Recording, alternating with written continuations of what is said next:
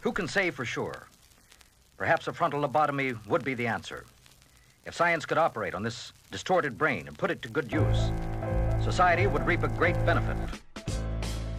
Let's talk about your work as a producer on the record, because I know on Relapse you did nothing. On Recovery you got back into it. I've always said to you, as long as I've known you or you've been making beats, how much of a fan I am of your particular music, your production, for others as well as just for yourself. Oh, thank you. And so to hear you back making beats again on some of the standout beats on the record for me was a real thrill. So, I mean, how was that getting back into the producer's chair and deciding to wear two hats again?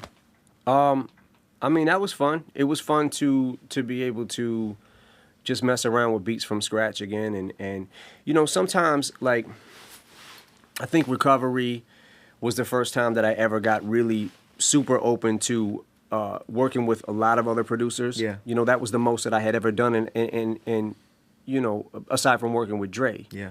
You know, so on that album kind of opened those doors a little bit. So that's kind of how early on I started approaching this record or this album.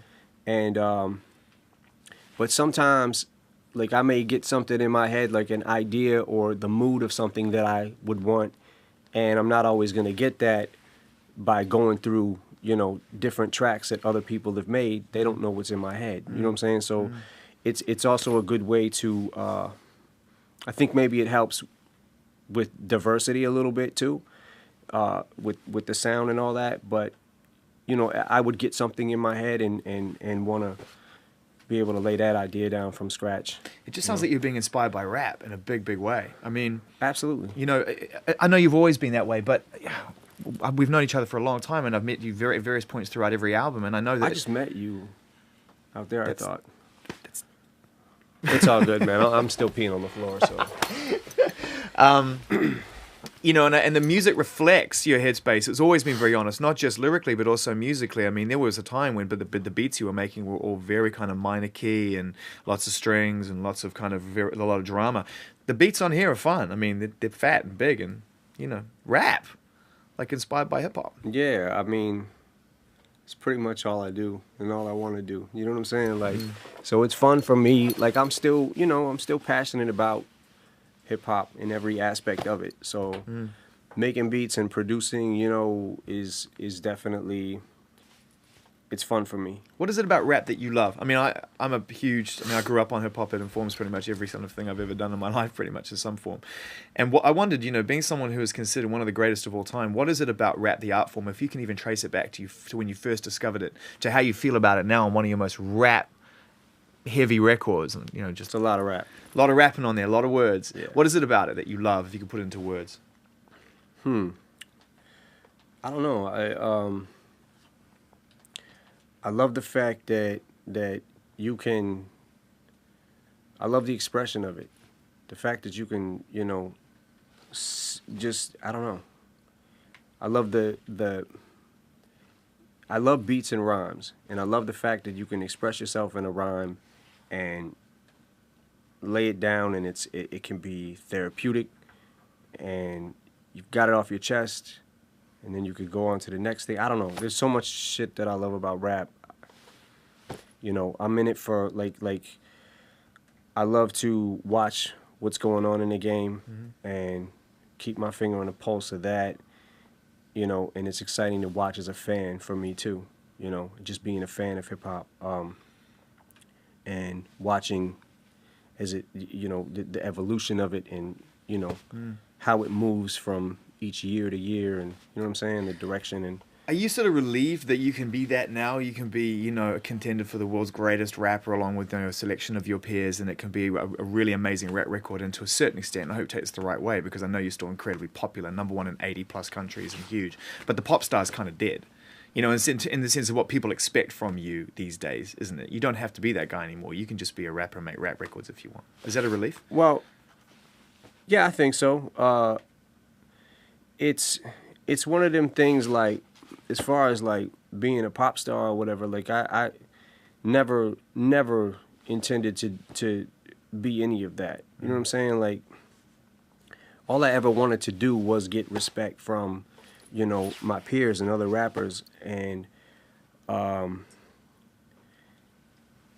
the other stuff that came with it, was just, confusing to me. It was, I don't know. Like I don't feel like I ever set out to make a pop song or a song that was gonna be some kind of crossover song or whatever. Is that for me? Yeah, if you want. Thanks, man.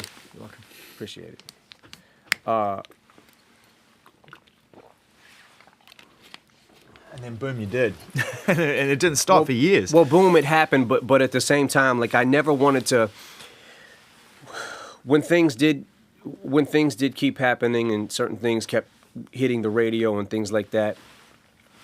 I mean, I don't think I'm stupid. I'm not stupid. Like I know when a song has a certain particular sound and sounds like, well, maybe this could possibly be a radio record, or when I'm going fuck shit ass, you know what I'm saying? And I know this will never go to radio. But at the same time, if a song starts heading that way, because a lot of times I may even think certain things when I'm writing it, like maybe what person this might connect with, you know what I'm saying? Like, and who I might connect with this song. But I never, in making any song I've ever made, I never wanted to compromise lyrical integrity, you know? And I always wanted to make sure that if I was rapping on a beat that had some kind of appeal to it and was catchy, that I was at least doing my job as an MC.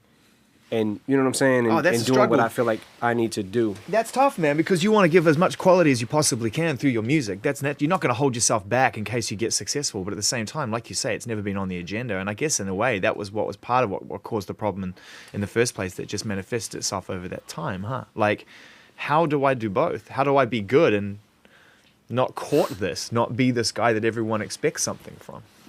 Yeah, I mean, I know that early on I went through a lot of that with the Hi, My Name Is record. And it was, like I never understood. Like I understood that the record was funny. And I understood that it was a little, how you say, kitschy or whatever. And maybe the hook was, the whole record was tongue-in-cheek.